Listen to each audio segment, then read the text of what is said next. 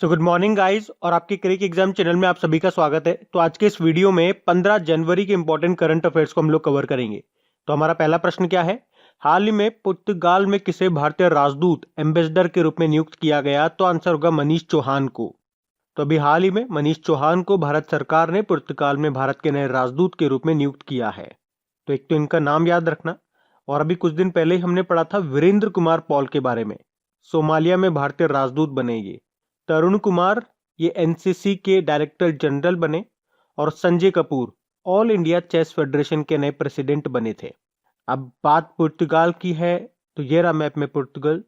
देखो इसकी कैपिटल होती है लिस्बन, करेंसी है यूरो, और आपको एक महान फुटबॉल खिलाड़ी का नाम याद होगा जो कि पुर्तगाल से हैं। कौन? Cristiano Ronaldo. बढ़ते आगे।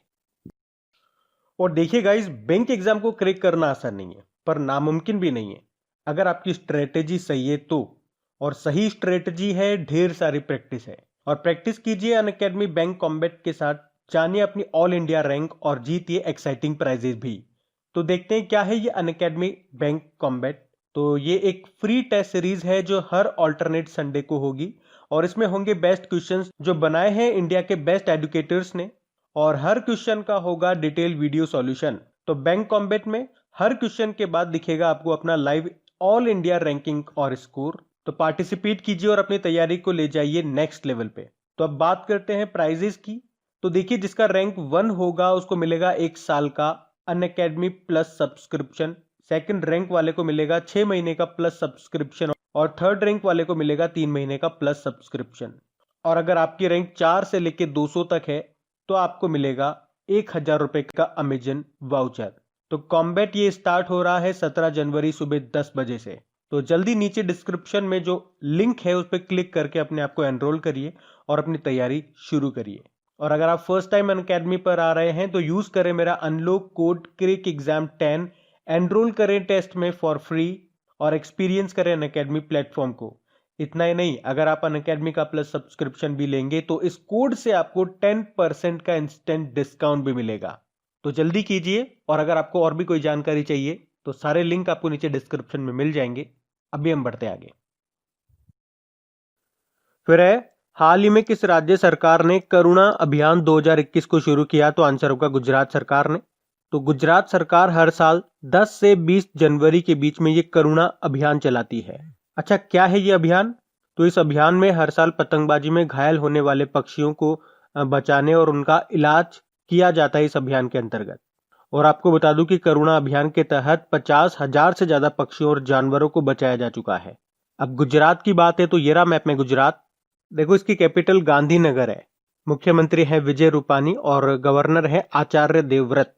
यहाँ के चीफ जस्टिस है विक्रमनाथ। अच्छा, आपको याद होगा देश का पहला प्रवासी सेल ये सूरत में खोला गया। सूरत जो कि ताप्ती नदी के किनारे स्थित है, जिसे सिल्क सिटी और डायमंड सिटी भी कहते हैं।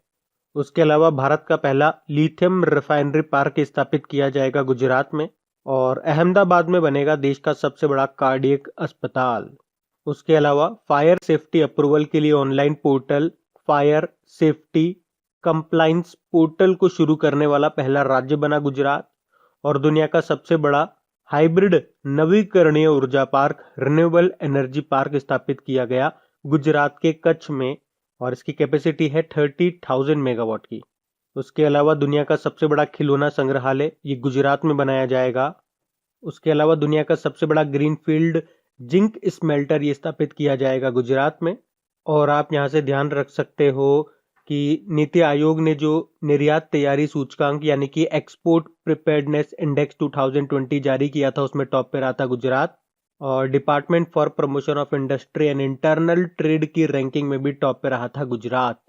उसके अलावा गुजरात ही पहला राज्य बना है अपनी पुलिस को टेसर गन देने वाला, और भारत की पहली शहद परीक्षण प्रयोगशाला की स्थापना ये गुजरात के आनंद जिले में की गई।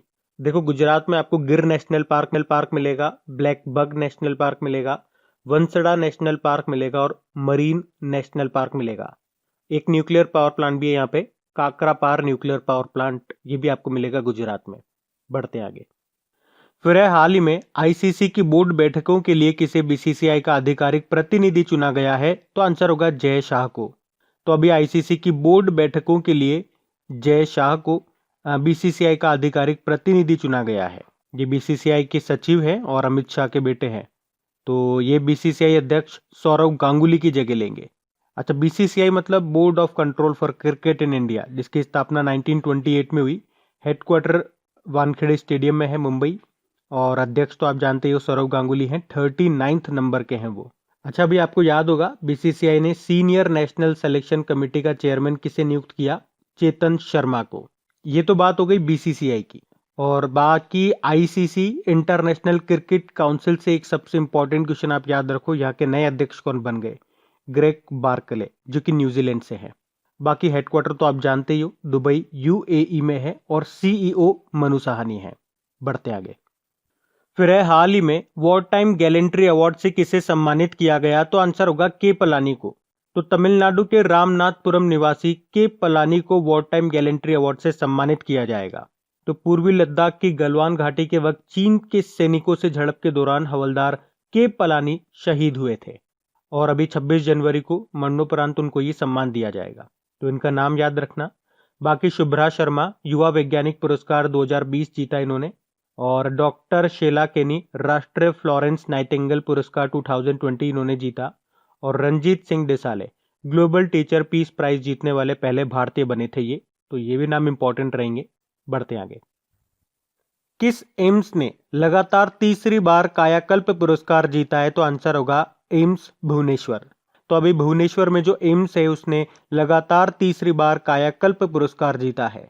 तो स्वच्छता और स्वास्थ्य को बढ़ावा देने और सार्वजनिक स्वास्थ्य सुविधाओं में स्थायी प्रयासों का निर्माण करने के लिए उसे लगातार तीसरी बार यह कायाकल्प पुरस्कार मिला है। एम्स मतलब क्या होता है? All India institute of medical science. अच्छा, शायद आपको याद होगा, एम्स के डायरेक्टर ने एक बुक लिखी थी। बुक का नाम था टिल वी विन। एम्स के डायरेक्टर कौन? रणदीप गुलेरिया।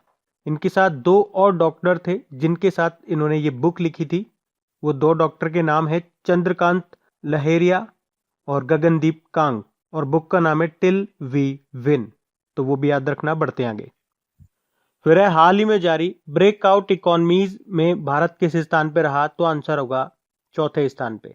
तो अभी टफ्ट्स यूनिवर्सिटी फ्लेचर स्कूल ने मास्टर कार्ड के साथ मिलकर डिजिटल इवोल्यूशन स्कोर कार्ड के तीसरे संस्करण में तेजी से डिजिटल बन रहे भारत को ब्रेकआउट इकोनॉमी में चौथा स्थान दिया है। भारत तो चौथे स्थान पे रहा और टॉप पे रहा चाइना। फिर है, हाल ही में एस्टोनिया के प्रधानमंत्री ने इस्तीफा दे दिया। उनका नाम क्या है? तो आंसर होगा जूरी रातास।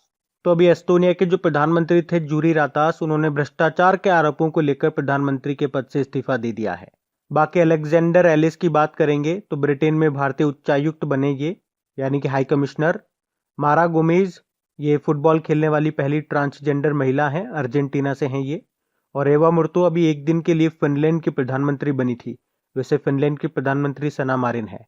देखो, एस्टोनिया ये एक यूरोपियन कंट्री है। पहले आप इसे मैप में देखिए, ये रहा एस्टोनिया। कैपिटल इसकी टैलिन है और करेंसी यूरो हो गई। बढ़ते हैं आगे।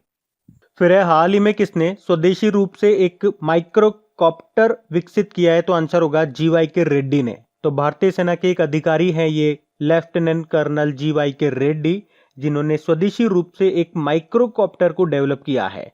इसका उपयोग सेना के द्वारा किसी ऐसे कमरे या इमारत के अंदर निगरानी करने के लिए किया जा सकता है जिसमें आतंकवादी छिपे हों। तो किसने बनाया? याद रखना, जीवाई के रेड्डी ने। बाकी सिद्धार्थ वरदराजन भारतीय पत्रकार हैं। इन्हें फ्रीडम ऑफ स्पीच अवार्ड से भी सम्मानित किया गया था, कुछ महीने पहले की ये न्यूज है। और अभी रिसेंटली तो हमने पढ़ा था विद्युत मोहन के बारे में। Young champions of the earth award के लिए इनको चुना गया था। और पोल जाचेरिया प्रसिद्ध मलयालम लेखक हैं। 2020 का एजुतचंद पुरस्कार इन्होंने जीता था। तो इस प्रश्न से जीवाई के रेड्डी का नाम याद रखना। बढ़ते आगे। फिर है, हाल ही में पूर्व सैनिक दिवस ये कब मनाया गया? तो आंसर होगा 14 जनवरी को। इंग्लिश में बोलेंगे तो आर्म्ड फोर्स वेटरन्स डे। तो देश में भारतीय सशस्त्र सेनाओं के द्वारा 2017 से हर साल 14 जनवरी को हमारे बहादुर सेना नायकों और पूर्व सैनिकों की राष्ट्र के प्रति निस्वार्थ सेवा और बलिदान के सम्मान में पूर्व सैनिक दिवस यानी कि वेटरन्स डे के रूप में मनाया जाता है। और 14 जनवरी को ही क्यों मनाते हैं? क्योंकि 14 जनवरी 1953 को हमारे पहले commander in chief field marshal के एम करियप्पा रिटायर्ड हुए थे। अच्छा, जनवरी में अभी तक कौन कौन से डे मनाए हमने इंपॉर्टेंट डेज में आपको रिवाइज कराऊं तो 4 जनवरी को वर्ल्ड ब्रेल डे मनाया, 9 जनवरी को भारतीय प्रवासी दिवस मनाया, 10 जनवरी को वर्ल्ड हिंदी डे आया और 12 जनवरी को नेशनल यूथ डे हमने मनाया। तो जनवरी के ये इंपॉर्टेंट डेज है, आपको याद रखने हैं। अभी हम बढ़ते हैं आगे। फिर बताओ इंटेल के नए सीईओ कौन बने हैं? तो आंसर होगा पैट जेसिंगर, और ये 15 फरवरी से अपना पद संभालेंगे और ये किनका स्थान लेंगे? बॉब स्वैन का स्थान लेंगे। देखो, इंटेल का हेडक्वार्टर आपको मिलेगा कैलिफोर्निया यूएस में, और अब तो नए सीईओ हो जाएंगे इसके पैट जेसिंगर, और इंटेल के फाउंडर थे गॉर्डन मुरे और रॉबर्ट नॉइस। बाकी एडिलेस सुमेरवाला एथलेटिक्स फेडरेशन ऑफ इंडिया के अध्यक्ष बने थे। बाकी दुअर्ते पचेको पुर्तगाल से हैं। इंटरनेशनल पार्लियामेंट्री यूनियन के नए अध्यक्ष बने थे और यशवर्धन कुमार सिन्हा मुख्य सूचना आयुक्त चीफ इंफॉर्मेशन कमिश्नर बने थे। तो इस प्रश्न से पैट जेसिंगर का नाम याद रखना, जो होंगे इंटेल के नए सीईओ। फिर है हाल ही में शहरी स्थानीय निकाय सुधारों को लागू करने वाला तीसरा राज्य कौन सा बना? तो आंसर होगा तेलंगाना। तो तेलंगाना शहरी स्थानीय निकाय यानी कि अर्बन लोकल बॉडी सुधारों को लागू करने वाला तीसरा राज्य बन गया है। कौन? तेलंगाना। और इसी के साथ केंद्रीय वित्त मंत्रालय के व्यय विभाग ने तेलंगाना को खुले बाजार उधार के माध्यम से 2,2508 करोड़ रुपए के अतिरिक्त वित्तीय संसाधन जुटाने की अनुमति दी है। तो आपको याद रखना है, जो तेलंगाना है वो मध्य प्रदेश और आंध्र प्रदेश के बाद शहरी स्थानीय निकाय सुधार को लागू करने वाला तीसरा राज्य बन गया। अब बात तेलंगाना की है, तो ये रहा मैप में तेलंगाना। देखो, तेलंगाना की कैपिटल हैदराबाद है और दुनिया का सबसे बड़ा मेडिटेशन सेंटर ये शुरू हुआ है तेलंगाना के हैदराबाद में ही। और हैदराबाद में जो नेहरू जूलॉजिकल पार्क है ना, अभी उसे आईएसओ सर्टिफिकेट भी मिला था, और इसी के साथ ही आईएसओ सर्टिफिकेट पाने वाला देश का पहला चिड़ियाघर भी बन गया। यहाँ के मुख्यमंत्री के चंद्रशेखर राव और तमिलिसाई सौंदरराजन यहाँ की गवर्नर हैं। अच्छा, सबसे इंपॉर्टेंट, तेलंगाना हाईकोर्ट के भी नई चीफ जस्टिस कौन बनी है? हिमा कोहली बनी है, जो कि यहाँ की पहली महिला चीफ जस्टिस होंगी। बाकी तेलंगाना ने 2020 को आर्टिफिशियल इंटेलिजेंस का वर्ष घोषित किया था, ये याद रखो। उसके अलावा दक्षिण भारत का पहला बंदरों के बचाव के लिए पुनर्वास केंद्र ये तेलंगाना में स्थापित किया गया। तेलंगाना सरकार ने गर्भवती महिलाओं के लिए लंच बॉक्स शुरू किए थे। और भारत का पहला जंगल पार्क कोंडा गोरे ये तेलंगाना में स्थापित किया गया था। अभी तेलंगाना सरकार ने किसानों के लिए रैयतु वेदिका कार्यक्रम भी शुरू किया था। और इलेक्ट्रिक वाहन नीति को लागू करने वाला तीसरा राज्य बना तेलंगाना। पहले दो कौन से थे? दिल्ली और गुजरात। उसके अलावा भूमि और संपत्ति पंजीकरण के लिए धरणी पोर्टल भी लॉन्च किया गया था। और तेलंगाना के जो पहले गृह मंत्री थे उनका नाम था एन नरसिम्हन रेड्डी। उनका भी कुछ समय पहले निधन हो गया था, तो उनका नाम न्यूज में था। बाकी तेलंगाना ने मौसम संबंधी जानकारी के लिए टीएस वेदर एप्लीकेशन को भी लॉन्च किया था। और याद रखना, हैदराबाद शहर का जो मेट्रो रेल नेटवर्क है वो भारत का दूसरा सबसे बड़ा मेट्रो रेल नेटवर्क बना था, पहला दिल्ली है। तो याद रखना। बढ़ते हैं आगे। फिर है हाल ही में नोमुरा ने वित्त वर्ष 2020-21 के लिए भारत की जीडीपी ग्रोथ रेट कितना रहने का अनुमान लगाया? तो आंसर होगा माइनस का 6.7%। तो अभी जापानी ब्रोकरेज नोमुरा ने वित्त वर्ष फाइनेंशियल ईयर 2020-21 में भारत की जीडीपी ग्रोथ रेट माइनस का 6.7% रहने का अनुमान लगाया है, जबकि अगले वित्त वर्ष यानी कि फाइनेंशियल ईयर 2021-22 के लिए प्लस का 13.5% रहने का अनुमान लगाया। नोमुरा के अध्यक्ष और सीईओ हैं केंटारो ओकुडा। तो अब बात करेंगे कल के वीडियो में पूछे गए प्रश्न के उत्तर की। तो कल के वीडियो में आपसे पूछा गया था कि राष्ट्रीय युवा दिवस नेशनल यूथ डे हम कब मनाते हैं? तो आंसर होगा 12 जनवरी को, स्वामी विवेकानंद जी के जन्मदिन को। आप सभी ने प्रश्न का बिल्कुल सही उत्तर दिया। और हाँ गाइज, अगर वीडियो आपने अभी तक लाइक नहीं किया तो प्लीज वीडियो को लाइक जरूर कीजिएगा और अपने दोस्तों के साथ में इसे शेयर करना मत भूलना। और इसके साथ में जो भी इंपॉर्टेंट टॉपिक्स होते हैं उन पे मैं ऑडियोज तैयार कर रहा हूँ। उसके साथ इन सभी करंट अफेयर्स के इंपॉर्टेंट क्वेश्चंस का रिवीजन कराने के लिए भी ऑडियो तैयार कर रहा हूँ। और ये सब आपको मिलेंगे खबरी पे। और खबरी पे अगर आपने मुझे अभी तक फॉलो नहीं किया है तो फॉलो कर लीजिए। खबरी का लिंक आपको नीचे डिस्क्रिप्शन में मिल जाएगा ऑडियो रिवीजन करके। वहां जाइए, वहां क्रिक एग्जाम का बटन आएगा, उस पर कैसे आप क्लिक करेंगे फॉलो का ऑप्शन आ जाएगा। मुझे फॉलो करके वहां पे ऑल नोटिफिकेशन को सेट कर लीजिए, ताकि जो भी इंपॉर्टेंट टॉपिक्स पे ऑडियोज अपलोड होंगे उनका नोटिफिकेशन आपको मिल सके और आप उनका बेनिफिट उठा सकें।